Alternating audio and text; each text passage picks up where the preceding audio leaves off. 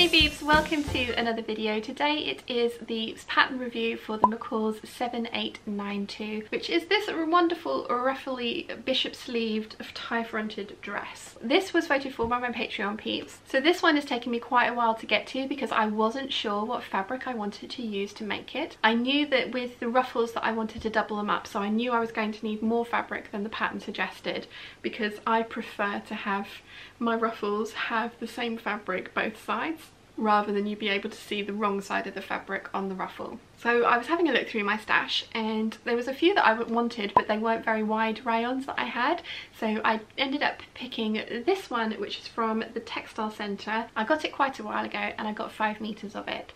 And I did manage to cut the entire dress out of the 5 meters with the doubled up ruffles. I did have to cut one set of ruffles on the cross grain, and I did have to add a centre seam to the back of the bodice because of the way that I cut the fabric out. I think I probably could have cut it out on the fold as the pattern requires if I had been a little bit more careful at the beginning, but I don't mind the centre back seam. It's not something that's super obvious. There's a centre back seam on the back of the skirt as well, so it kind of works, and it's not going to stop me wearing this dress. I really like this dress. My only complaint is that the sleeves are very tight at the top. The way they're drafted is they're fairly tight and then they flare out to have the bell sleeve from kind of around about the elbow. Now somebody, when I tried this on in the vlog, somebody said, oh, if you had your shoulder seam sitting on your actual shoulder, would that work? I think there's maybe 1/4 of an inch of difference, and no, I did try that and no, it doesn't make a difference. I think what I'm going to do is when I go back to make this, and I probably will make this dress again because it is just so wonderful and ruffly, I'm going to actually use the bottom part of the sleeve and I'm going to kind of straighten those lines out rather than have it curve go out like that, so that there's just more volume at the top of the sleeve there, because I prefer dresses where I can get my arms over my head and especially a dress like this, because this dress would be awesome to go dancing in, although I wouldn't be able to do it because of these. So this is going to be, I don't know, I think it's kind of a weird combination because it feels like a summery dress, but then with the long sleeves and the dark floral it also feels kind of like a autumny dress. So I think it might be a date night dress. I can definitely see myself going out in the evenings with Wilson with this. Somebody else, when I showed you guys this in the vlogs as well, somebody else commented that the hem didn't look very even. The hem isn't even, it's a high-low hem, and because of the amount of volume in it as well, one of the longer parts from the back had kind of worked its way over, like a kind of pleat or a ruffle had worked its way forward rather than backwards, so it had fallen so that it did look slightly uneven. But I think when you're wearing this and moving in this, it's not going to be something that anyone other than you notices. And as I say, it is a high-low hem, so you know, it's not the end of the world. I did try and eke out as much length from this dress as possible. I added 2 inches of length to the bottom of the ruffle. I sewed everything with 1/4 of an inch seam instead of the 5/8 of an inch seam, just again to give me as much extra length as possible. I think this dress is just about to a length that I would feel comfortable wearing it. When I go back to make this again, I'm going to elongate the skirt pieces so that they are slightly longer, because I would like this to be probably about 2 inches longer and then it would be perfect. That is a minor change to make. So as you all know, I have a very long torso, so when I was tracing out this pattern,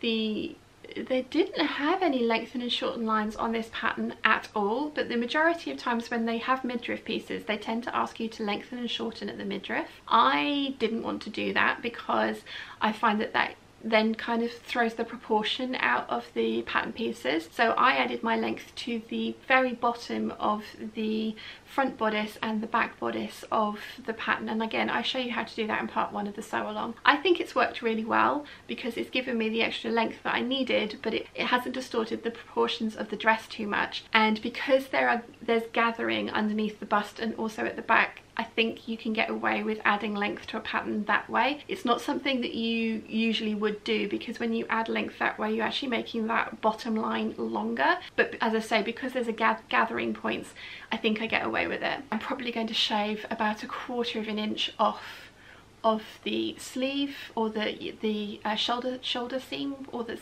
arm side. I think that's the right word. I don't know if I'm pronouncing that correctly though. Just so that they sit it's literally 1/4 of an inch that they're out by, and again I can live with that for this one. It's fine. The other change that I made is that I actually made this into a proper wrap dress. The pattern will have you put hooks and eyes on the midriff band, and then the tie is a decorative tie only. I don't like those kinds of wrap dresses. I also don't like the ones that have like a tie inside here and then a tie that side there. I much prefer my waist ties to go around my waist. So I have changed the pattern to leave a split in the side here for the tie to pass through, which is very easy to do. And then I just lengthened my ties, which again I show you in part 1 of the sew along. Again, that's you just add length to it. It's very, very easy to do, and I'm very pleased that I did. So this pattern also comes with top versions as well, and I can definitely see myself making those. I think if I did make this into a top, I would do it as a full wrap top again, and I think I would probably add like belt loops, tie loops at the side and at the back on the side that didn't have the opening for the tie to pass through, so that the tie would be encouraged to stay at the waist rather than slip down, because I have got some patterns that I've made previously where the ties just wrap around and are not secured to anything other than with tension, and that I do find that they kind of slip down and slip around, so I probably would want to do that. The other options that this pattern comes with is the short sleeves and then the sleeves with the ruffles. I didn't even trace those out because I can't imagine myself making and wearing those shorter sleeves, and also the sleeves with the ruffles. I think I would find the ruffles annoying, even though they wouldn't be around my wrist. I only traced out the kind of long bishop sleeves, and as I've said, I'm going to alter the top of those so that they're a little bit more wearable for me. As you know, I've made a couple of wrap dress patterns for now. I think one of my favorites is the sew over at Eve dress, and that's again because I can get it out of 3 meters of fabric. So it's one of those ones where when I was buying fabrics previously and I bought those shorter lengths, it's a dress that I can fit into that 3 meters of fabric, so I really like the Eve dress. I also made the Butterick 6554, which is another wrap dress with ruffles. That one I've done the same thing, I've doubled up the ruffles. I really like this one and that one. The Butterick dress is a much narrower, slimmer skirt, which is beautiful. I do enjoy wearing it, and I think you get all the drama because of the giant ruffle that goes onto that skirt. But I really like the skirt on this one. I think it's a 3/4 circle skirt.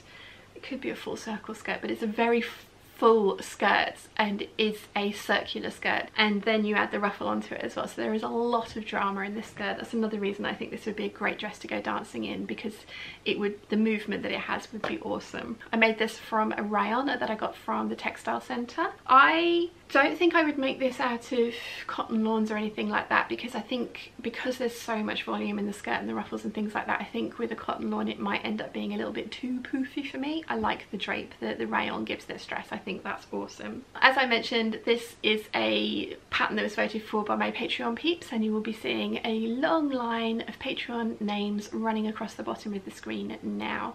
Thank you so much to all you guys for voting for this dress. Like I say, it did really stump me to begin with as to what I was going to make it with, because it was one of those ones where it didn't immediately scream a fabric to me. It wasn't like, oh, remember that fabric that you've got? Yes, you need to make it in this. I was really struggling to pick a fabric for this one, but I am very glad that you guys voted for this, and I have got to make it because I really do like it. As I say, I think I will make more of these. I think there will be more of these in my future. Once I've made those tweaks that I want to make to the shoulders and the arms, I think this is going to be a really nice dress. I'm very surprised by how close to the body the crossover fits at the front. There was absolutely zero gaping. The pattern didn't ask for you to stay stitch this front section here. I added twill tape into my front neckline, and I took those measurements from the pattern, and again I show you how to do that. I think it's in part 3 of the sew along. It's a trick that I learnt from the sew over at Eve dress. They used twill tape to stabilize the front neckline. I think it's a really good idea. I think this would have sat just as well without the twill tape. I didn't have to ease these pieces onto the twill tape to make them the length that they should have been. I am surprised that they didn't tell you to stay stitch that front neckline though,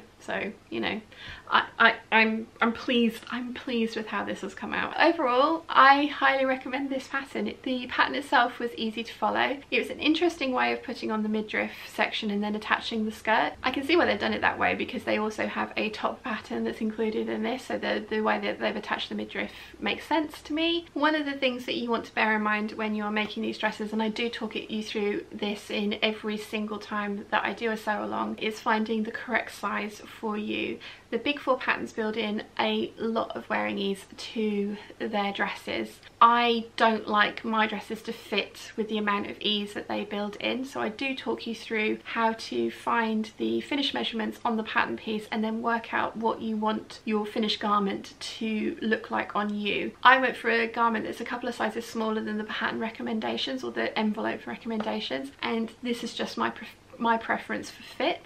So yeah, I'm very pleased with this dress. I will wear this dress. I will tweak the pattern, as I've mentioned, to make those alterations, and I think I will make this again because it is a very fun dress to wear and to twirl in. I hope you've enjoyed this video. If you have any questions at all, please let me know in the comments section down below and I will do my best to answer them for you. If you've enjoyed this video, please give it a thumbs up. If you haven't yet, please subscribe, and I'll see you again very soon. Bye!